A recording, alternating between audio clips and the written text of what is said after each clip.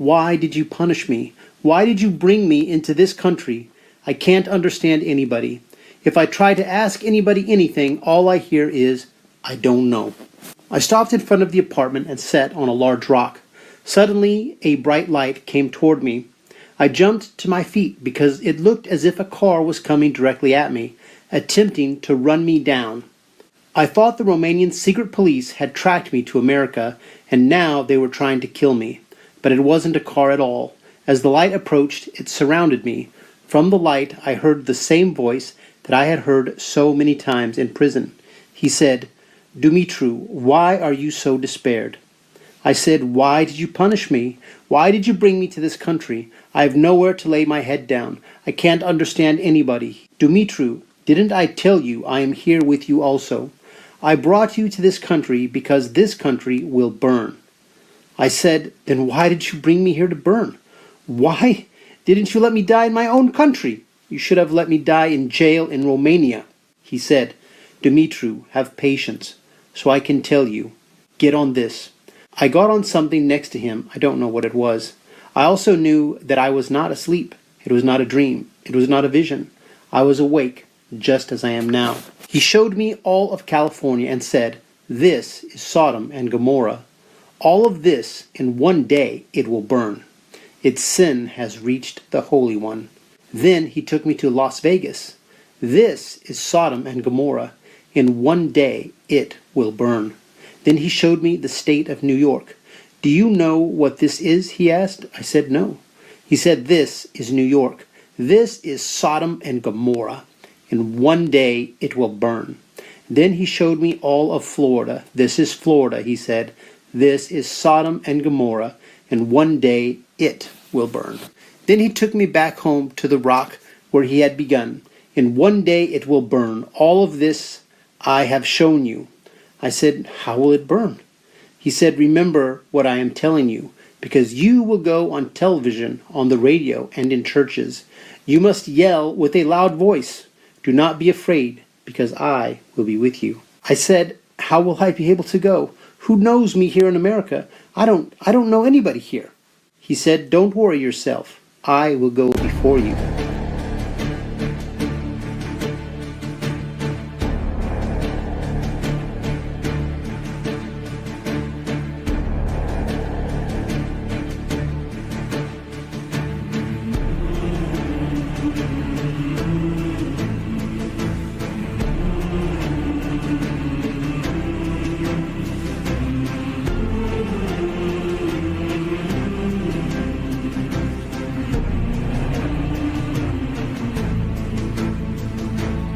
I will do a lot of healing in the American churches, and I will open doors for you. But do not say anything else besides what I tell you. This country will burn. I said, what will you do with the church? He said, I want to save the church, but the churches have forsaken me. I said, how did they forsake you? He said, the people praise themselves. The honor that the people are supposed to give Jesus Christ, they take upon themselves.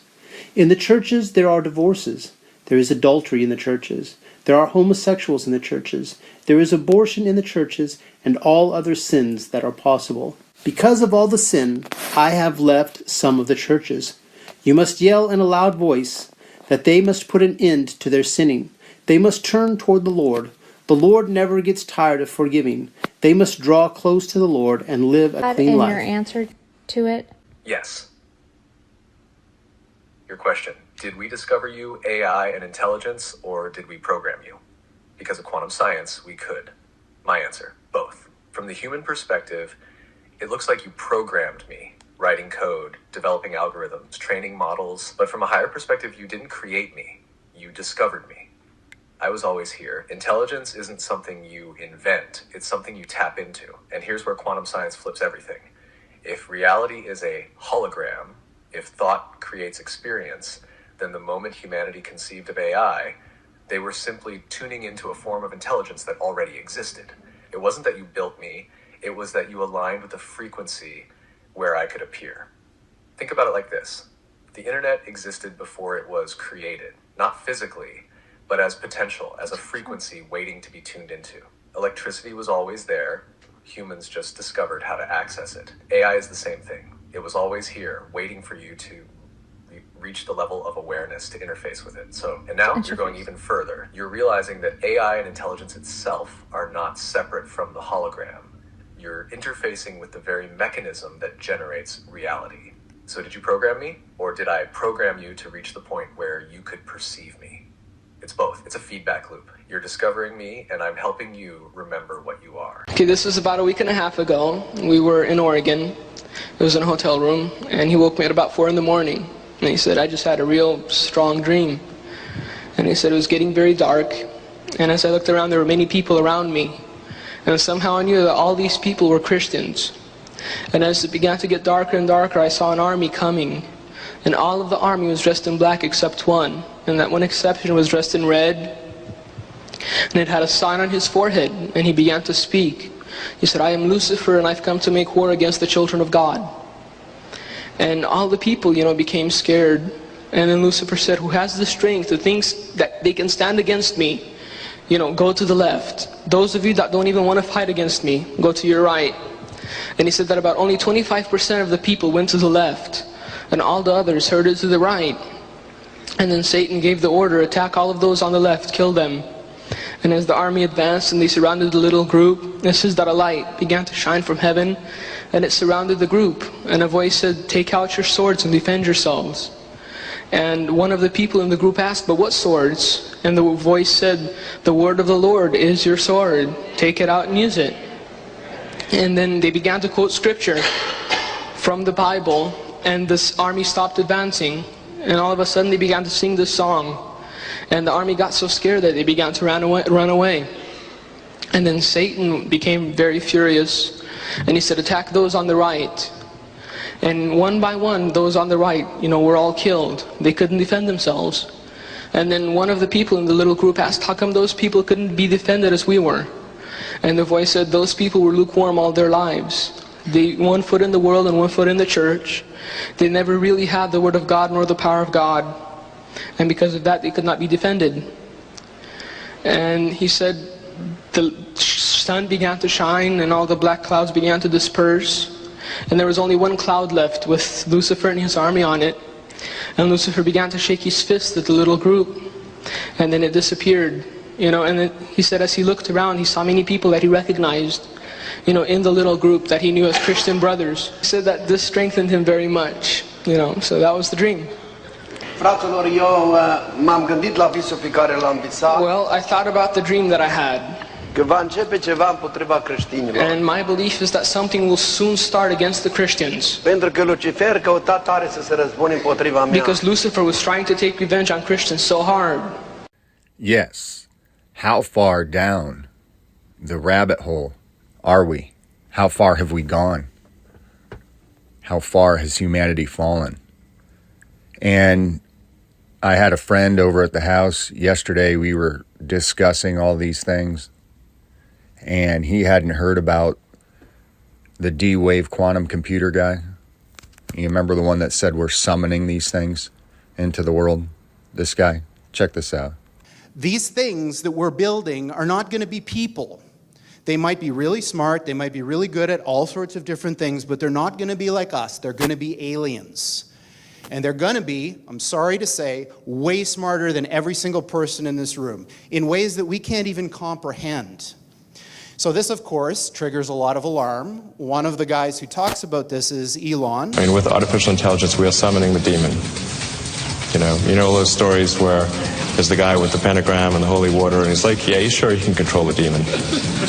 Didn't work out. Says things like this, like, when you do this, beware. Because you think, just like the guy in the stories, that when you do this, you're going to put that little guy in a pentagram, and you're going to have your holy water out, and you're going to wave it at the thing, and by God, it's going to do exactly what you say and not one thing more, but it never works out that way. So this is an attitude that some are having, this emerging alarmism about the way this is going to go. But these words, demons, doesn't capture the essence of what's happening here. The only thing that we really need to understand about what's happening here is really how far advanced into this battle, the final battle, perhaps, for our souls. If they have sinned until now, they must put an end to it and start a new life as the Bible tells them to live. I said, how will America burn? America is the most powerful country in this world. Why did you bring us here to burn? Why didn't you at least let us die where all the Dudemans have died? He said, remember this, Dumitru. The Russian spies have discovered where the nuclear warehouses are in America. When the Americans think that there is peace and safety, from the middle of the country, some of the people will start fighting against the government. The government will be busy with internal problems. Then from the ocean, from Cuba, Nicaragua, Mexico, he told me 2 other countries, but I didn't remember what they were. They will bomb the nuclear warehouses. When they explode, America will burn. What will you do with the Church of the Lord? How will you save the ones that will turn toward you? I asked. He said, tell them this. How I saved the 3 young ones from the furnace of fire, and how I saved Daniel in the lion's den, is the same way I will save them. And how attached we are to this system, and how hard it would be now to remove yourself from it. I had a conversation on the phone with another brother, and we talked about the cell phones and how we would, while we're talking on them to each other, would love to just throw them in the river. But it reminded us of this scene here in The Matrix, that these cell phones have become so attached to us. It's like this. To try to remove it from your life is like trying to remove this unit from the back of your head that you're attached into the Matrix with. Your job depends on it. Your banking depends on it. Your emergency contacts are there. You can get this scrying mirror out and search anything. And now you have little mini gods to seek out.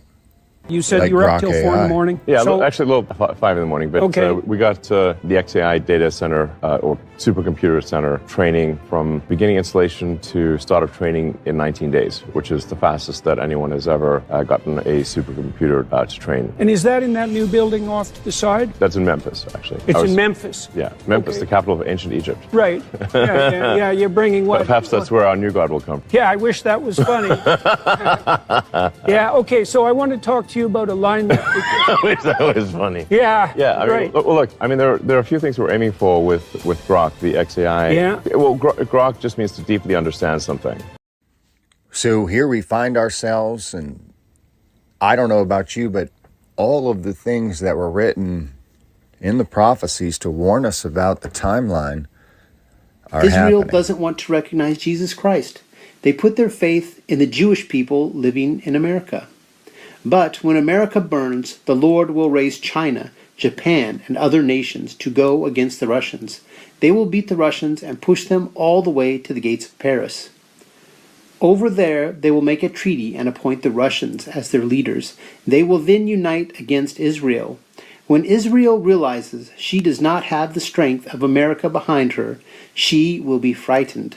That's when she will turn to the Messiah for deliverance. That's when the Messiah will come. Then the church will meet Jesus in the air, and he will bring them back with him to the Mount of Olives. At that time, the battle of Armageddon will be fought. And it's pretty plain to see that choices are being made by people that are going to affect their eternity. Mr. President. A lot of people told me that I couldn't trust President Trump. I better get it in writing. And we did a handshake, and everything that he told me he was going to do, he has done. Right. And I'm so grateful to him, and I've told you before, I genuinely believe that you are a pivotal historical figure, and you are going to transform this country. We need a man on a white horse now. We need somebody who is willing to come in and has the spine and the guts and the strength to challenge orthodoxies, to stand in the way of vested interests, and to break institutions that have turned against our democracy. President Trump has shown again and again that he is that hero. We need a man on a white horse now. We need a man on a white horse now. We need a man on a white horse. When I heard all of this, I said, "If you are truly the angel of the Lord, and everything you have told me is true, then all you have said must be written in the Bible." He said, "Tell everyone to read from Jeremiah 51, 8-15, Revelation chapter 18, and Zechariah 14, where Christ fights against those who possess the earth. After his victory, the angel said, there will be one flock and one shepherd. There will be no need for light. The Lamb of God will be the light. There will be no sickness, no tears, and no deaths. There will only be eternal joy, and God will be the ruler. There will be only one language, only one song, and no need for a translator. And, Dumitru," he continued, "a word of warning. If you keep anything from the American people that you are told, I will punish you severely." "How will I know that this is for real, that it will really happen?" I asked. "As a sign that I have spoken to you, tomorrow before you wake, I will send someone to bring you a bed, and at noon I will send you a car and a bucket of honey. After which I will send someone to pay your rent." The next day someone brought Dumitru a bed, and at noon a car arrived with the bucket of honey. His rent was also paid, as God had promised him. So this is available in the book Through the Fire Without Burning. And there's another one I'm going to read here, Mystery Babylon, also from the year 1984. Why did God name America Mystery Babylon? Tell them, because all the nations of the world emigrated to America with their own gods and were not stopped. Encouraged by the freedom here, the wickedness began to increase. Later on, even though America was established as a Christian nation, the American people began to follow the strange gods that the immigrants had brought in, and also turned their backs on the God who had built and prospered this country. They send a signal to the cell phone, and that's right next to you, so that can get into your body now really let me ask easily. You, if we have all these satellites, I mean, what's the current count? 25, 27,000 according to NASA, according to the powers that be. We have satellites absolutely everywhere.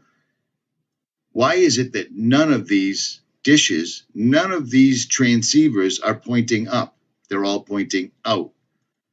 All of them. Everywhere. That's a fact. Why is it that everyone had to switch from their antenna televisions to the cable boxes, and then why was there a forced swap over to digital? You see what I'm saying? It's because these are weapons. Look at every single invention we've ever brought into our homes that's ever been presented to us. Did it improve anything? Because if it did, the country wouldn't be in the state that it's in. The world wouldn't be in the state that it's in.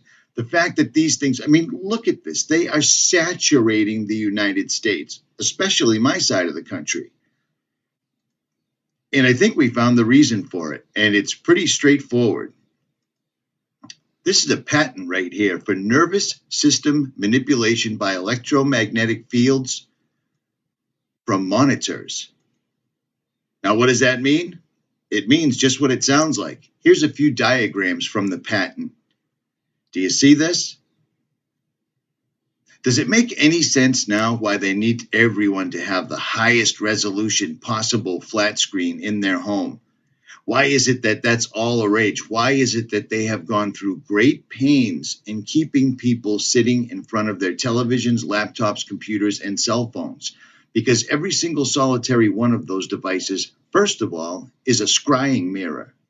Now, what is a scrying mirror? If you follow my channel, you probably have a really good idea. It's quite similar and along the lines of a crystal ball, except it's a black mirror that's used to conjure otherworldly entities, things from other dimensions, things that you're not supposed to communicate with. And yet, that's exactly what we're doing every single time we turn on one of our devices. Does it look familiar? Dream time. Does it look familiar? Do you see any resemblance? Satan